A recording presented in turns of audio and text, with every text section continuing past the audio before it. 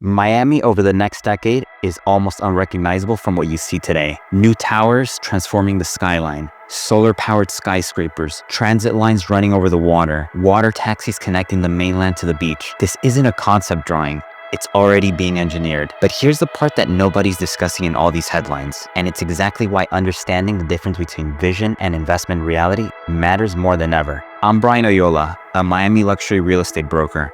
And what I'm about to show you is the difference between what the headlines say about Miami's transformation and what the actual investment numbers tell you. Because here's the reality. Just because construction is booming doesn't mean every property appreciates. In fact, some properties you buy at market value today in certain Miami submarkets will go down in value. And it depends entirely on whether you're buying a house, a condo, or a townhouse, and where exactly you're buying. Let me show you why.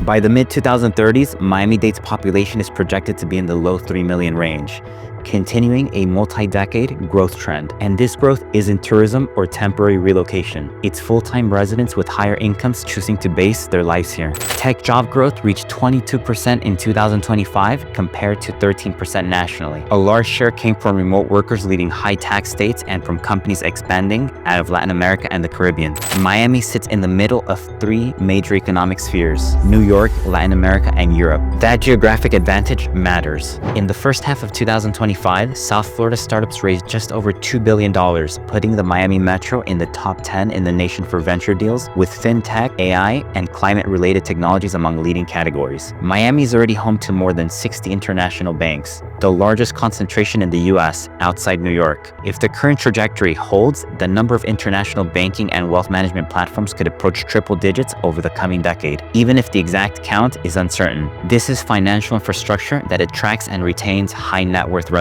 Which leads to the next major shift. Miami is finally addressing the one issue that has limited for decades: how people move around the city. The Metro Express launched in October 2025 as the nation's longest all-electric bus rapid transit corridor, a 20-mile line from Florida City to the Dayland South Metro Rail Station, a roughly $300 million project jointly funded by the country, state, and the federal government. For the first time, South Miami-Dade has a dependable connection to the rail network. What matters here is that this is proof of demand. The county needs ridership data to justify larger rail investments in the future. Metro Express is the pilot. If people use it consistently, the county can go back to state and federal government with real numbers, not just projections, and secure funding for a full rail line along this corridor. This isn't the final transit solution. This is the first stage. For the beach corridor, Miami-Dade has completed key environmental studies and advanced design work on a Baylink Metromover extension to connect downtown and South Beach. But final approvals and funding decisions are still in play. If Baylink moves forward, South Beach shifts from being a car-dependent island to being directly connected to the city's transit network. Meanwhile, if you want to see where all this growth is most visible,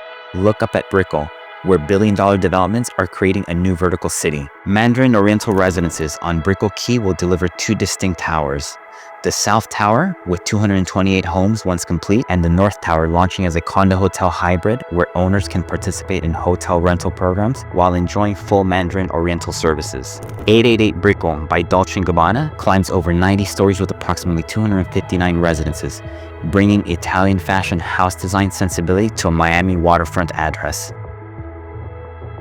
Cipriani Residences reaches roughly 80 stories on Brickell Avenue, offering private dining experiences and membership club access integrated with full Cipriani hospitality. And the Residences at 1428, around 70 stories with 195 homes, features an integrated solar glass facade system designed to generate electricity on site, positioning it as one of the first major towers leveraging photovoltaic architecture at this scale. Now here's what most videos about Miami's future completely miss: the developments that are happening right now that will fundamentally change how this city functions.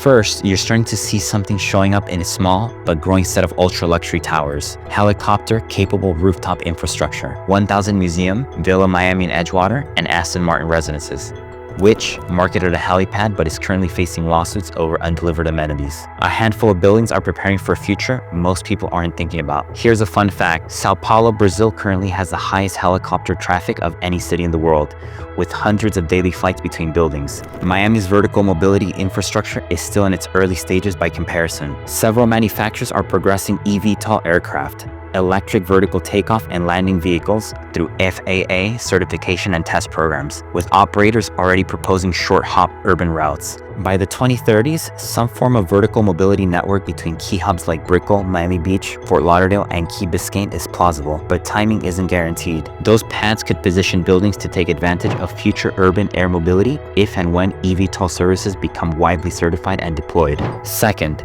something happened in the past few weeks that changes Miami's transit equation. On January 20th, Miami Beach launched a free weekday water taxi linking Maurice Gibb Memorial Park and the Venetian Marina downtown, with 20-minute trips running about hourly most of the day and every 30 minutes during the evening peak. Now, this isn't the first attempt. A prior paid ferry service between the same points in 2024 was discontinued after mechanical issues and weak ridership, showing how hard it is to make water transit work without stable funding and convenient schedules. But this version is different. It's completely free, it's backed by state funding, and it runs a reliable schedule. Here's why this matters. It solves an east-west connectivity problem that the metro system physically can't address. You can now go from Miami Beach to downtown Miami, avoiding all of I-95 and the MacArthur Causeway traffic completely. And there's already competition forming. Elixir, a private water taxi startup, is planning an all-electric fleet for premium service. When you have both public and private operators entering the water transportation market, that's not a novelty. That's infrastructure. Miami's geography has always been both an asset and a challenge.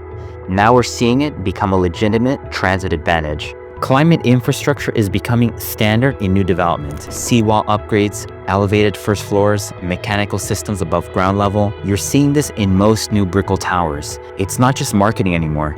It's affecting insurance underwriting and building valuations. Now, here's what I see when clients fly into town and tell me about all this construction they're witnessing. They look at the cranes, they read about the tech growth, they hear about the transit improvements, and they assume that buying here means their property value will automatically go up. But let me break down how Miami actually works as a market, because the headlines and the investment reality are two very different things. First, Miami isn't one market. You have houses, condos, and townhouses. Each is their own market with completely different dynamic, buyer profiles, and financing structures. Then you have submarkets. Brickell, downtown Miami, Sunny Isles Beach, Miami Beach, Bell Harbor, Golden Beach, Coconut Grove, Coral Gables, Pinecrest. Each tells a different story about inventory, absorption, and buyer demand. So when someone says Miami is booming, the question is which submarket? What product type? What price point? Here's what most buyers don't understand. What's listed publicly on the MLS and Zillow, that's only part of the inventory story. Based on announced and under construction projects, internal tracking shows several thousand new condos scheduled to deliver across Brickell and downtown by 2029, on the order of 5,000 to 6,000 units just in those two submarkets. The question becomes, once these buildings deliver, what percentage of buyers will want to resell? At Aston Martin Residences, roughly 25% of units were listed for resale within the first year after delivery.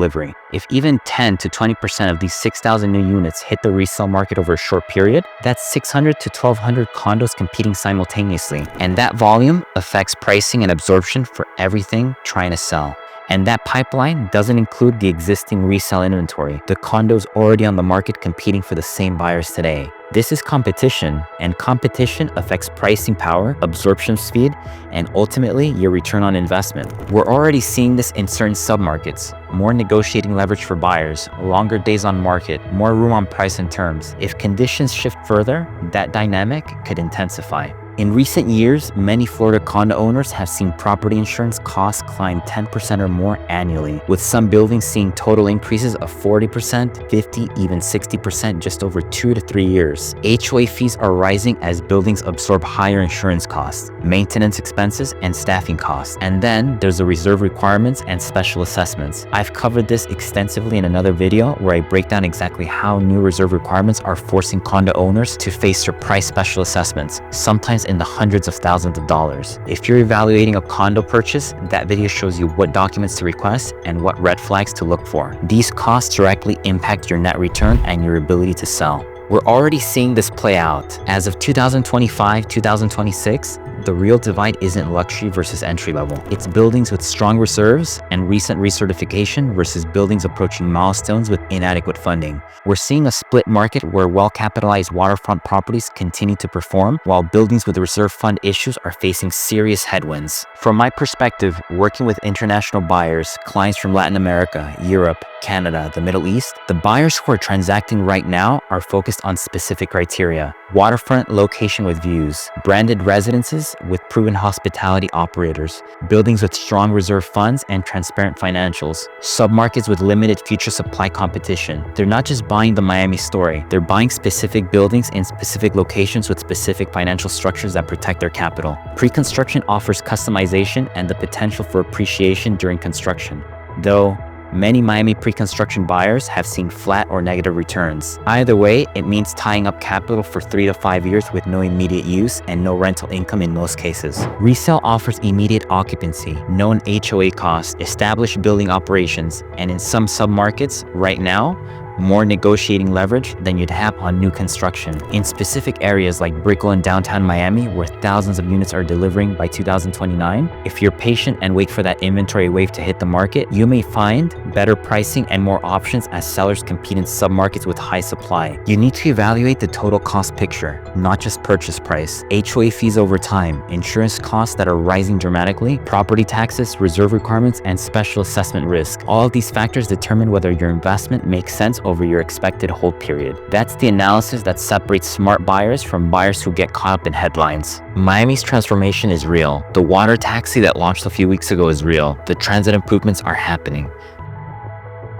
The tech growth is measurable. The development pipeline is massive, but headline doesn't equal net. I'm Brian Ayola, a Miami luxury real estate broker specializing in international clients. I can show you the buildings, walk you through the numbers, and help you understand the submarkets. But what I really do is guide you through the questions most buyers don't know to ask, like what's the total cost of ownership? What's the actual absorption rate? And when do you need to bring in specialists to dig deeper into reserve funds or building financials? If you want that level of analysis for your Miami investment, my contact information is in the description below. Thank you for watching Miami Luxury Decoded.